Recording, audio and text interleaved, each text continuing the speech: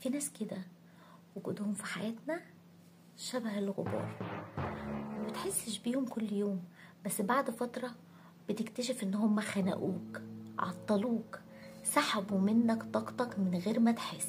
باقي النفس بيقولوا ان انت بتبقى شبه اقرب 5 اشخاص ليك، فلو الناس دي غلط حياتك كلها هتمشي في الاتجاه الغلط.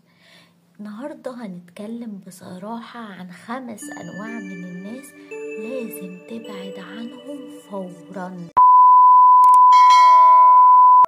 مش عشان بتكرههم، لأ، عشان تنقذ نفسك قبل ما تضيع معاهم. النوع الأول وهو الضحية الدايمة، اللي دايما شايف ان هي حياته ظلماه، الناس كلها ضده، مسكين يا حرام. كان في واحدة صاحبتي دايما بتقول ان كل الناس بتخدعها، كلهم اشرار وهي اطيب واحدة في الدنيا. بعد سنين اكتشفت ان المشكلة مش في الناس، المشكلة فيها هي، لان هي عمرها ما شافت نفسها ان هي سبب المشكلة. عالم النفس ألبرت إليس بيقول ان الناس بتفضل في دايرة الفشل لان هي بتلوم الظروف بدل ما تواجه اخطائها. لو لقيت الشخص ده في حياتك ساعده مرة واحدة بس، انت مش مسؤول ان انت تعالج كل الناس اللي حواليك. تاني وهو سارق الطاقة، اللي بيسحب منك دايما طاقتك، كل مرة بتقعد معاه بتحس ان انت اتسحبت، دماغك تقيلة، طاقتك صفر. علماء الطاقة النفسية بيسموه مصاص الطاقة العاطفية، تعبير كبير ولكن ليه معنى.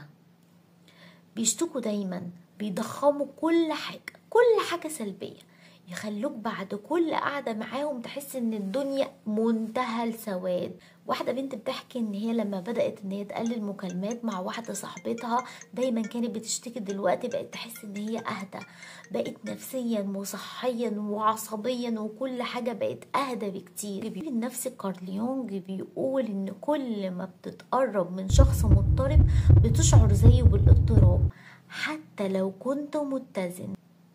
احترم طاقتك، ما تحسش بالذنب وانت بتحمي نفسك، دي مش أنانية، ده طوق النجاة الوحيد ليك. النوع التالت بقى وده اتكلمت عنه في فيديو قبل كده، وهو اللي بيقلل منك طول الوقت، النوع اللي دايما بيكسر فيك بكلامه او حتى على سبيل الهزار.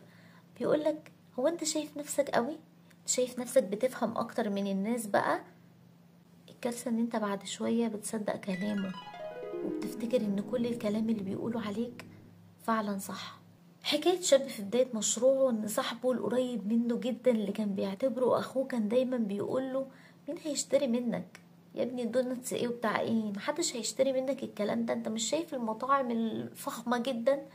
بعد سنين لما نجح ومشروعه كبر جدا، نفس الشخص قاله على فكرة كنت عارف ان انت هتنجح. العالم إبراهام ماسلو بيقول إن أسوأ ما يواجهه الإنسان هو أن يعيش وسط من يقللون من قدراته.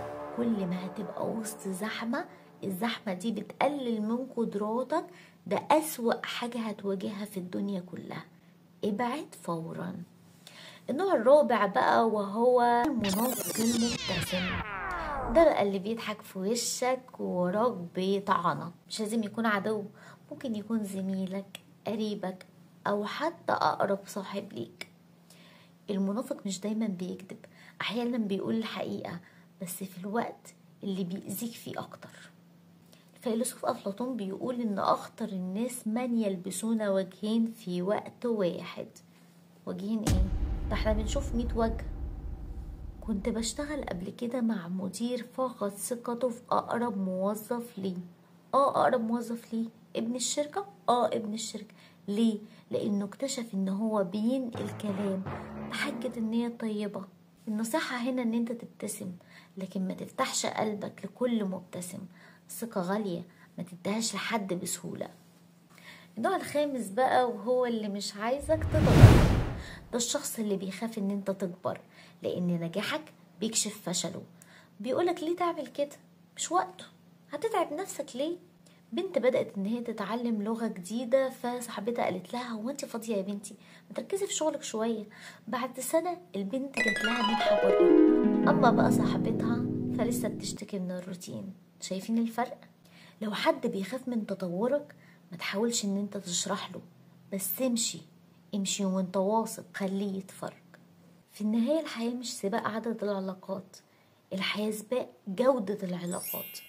ابعد عن اللي بيستهلكك وقرب من اللي بيشجعك، لانك كل ما بتختار دايرتك صح هتكتشف انت مش محتاج ان انت تبذل اي مجهود عشان تكون سعيد. نختم بقى بمقولة جبران خليل جبران، وهو بيقول: إذا أحببت أحد فدعه يذهب، فإن عاد إليك فهو لك، وإن لم يعد فكان عبئا أزاحه الله عنك.